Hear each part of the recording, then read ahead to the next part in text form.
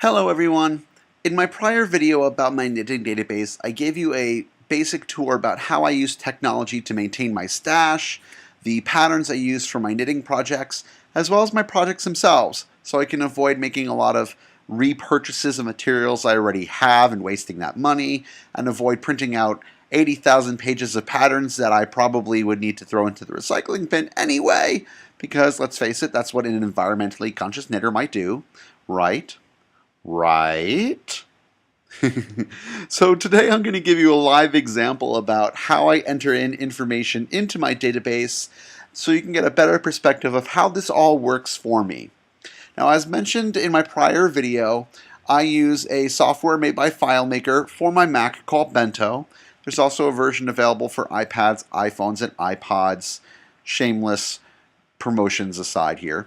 I'm going to use my database I self-created called Knitwits here on the left-hand side and create a new entry for a fake piece of material that I may have, quote, purchased, end quote.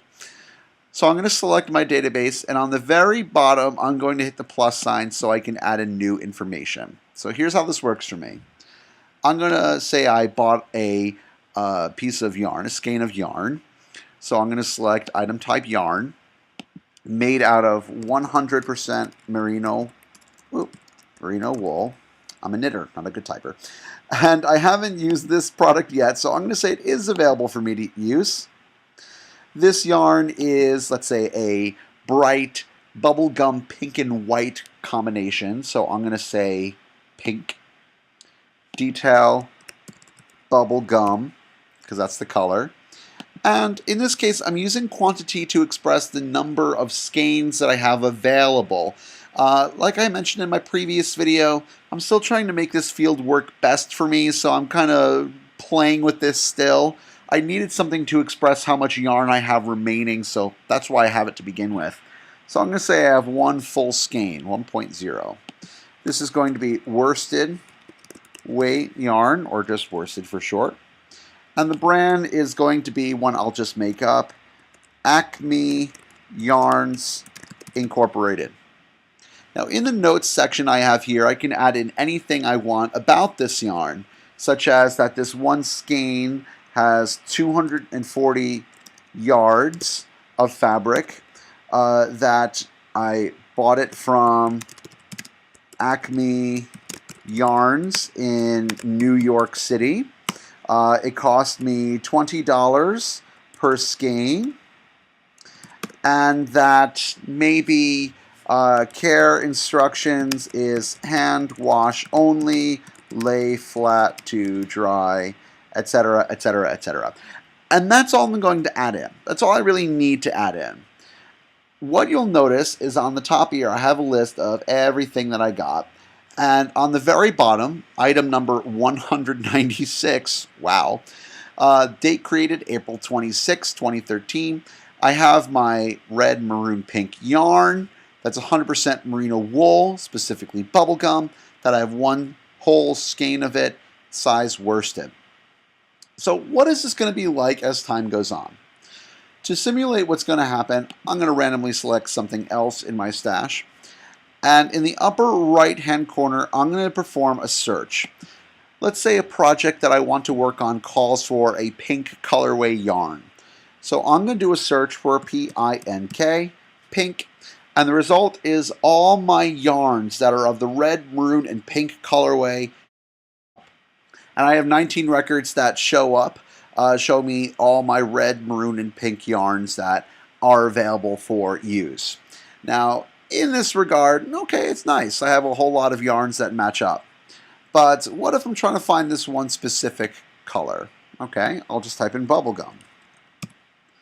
And only things that match the term bubblegum, apparently I had a yarn like that, come up. So I'm able to narrow down my search.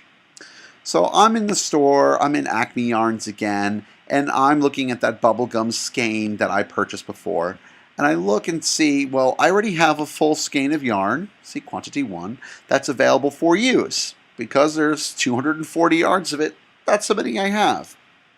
So let's say I am creating a new project, and my project calls for about 200 yards, and I have a decent amount of yarn remaining. So instead of quantity 1 skein, I'll say quantity 0.2.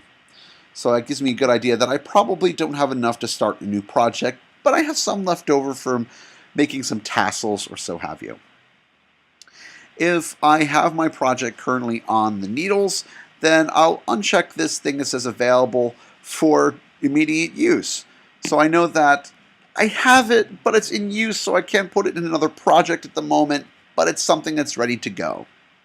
Okay. Now, in actuality, I don't have this yarn. I did this as an example, so I'm going to select my entry, number 1, and I'm going to hit the minus sign on the very bottom here to get rid of it because I really don't have it anymore. Do I really want to delete the record? Yeah, sure. But let's go on from this. After I enter in everything, it would be very nice to be able to sort all my yarns and be able to see what needles and hooks I have available for a project. So under my Knitwits library here, I created a yarn, needles, crochet hooks, not in use, and in use or out smart collections that allow me to take this really large list of nearly 200 items in my database and split them up into what yarns I have available, what needles I have available, what crochet hooks, and so forth. And as I click on them, you can see that my database up on top here is narrowing itself down to the item I select. For example, under my crochet hooks category, you can see what hooks I have, their material, the size, including the millimeters, how many of them I have. I have a couple of N size and F size, for example, and notes as to where I bought this from or how I use it. And that's all. That's a basic idea about how I use this knitting database. What I cannot show you on screen, because I don't know how to display this for you, is down below where it says Devices, MTD's iPad and MTD's iPhone. What I have always had as an option, and I'll just give you a brief preview here, is I can set my database up to synchronize with my iPhone and iPad. So when I'm going to a yarn store, I don't buy things that I already own. I have my iPhone in my pocket anyway. I can see what my stash is saying about the needles that I own, the crochet hooks that I own, and about the yarn that I have available. The benefit here is that I don't have to second guess myself. I'm not buying another set of needles that I already had in my stash because, let's face it, 8-inch circular needles that are 32 inches aren't that cheap. So I'm not spending all this money on things I already own. But that's it. This setup sync with device will also bring the databases I created for my patterns and for my projects. As a little teaser, I'll just let you know that I use the Knitwits patterns library here to copy and paste patterns I find on the internet, so I don't have to worry about wasting paper printing all these out. Because I always have my phone with me, I always have my patterns with me.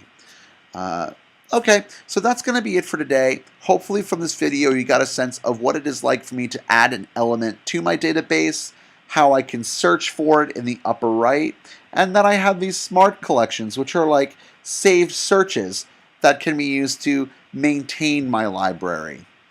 That's it. So if you have any questions, feel free to leave a comment to this video or contact me directly via my website at PurlCub, that's PURLCUB.com. Thanks. Have a good day. Bye.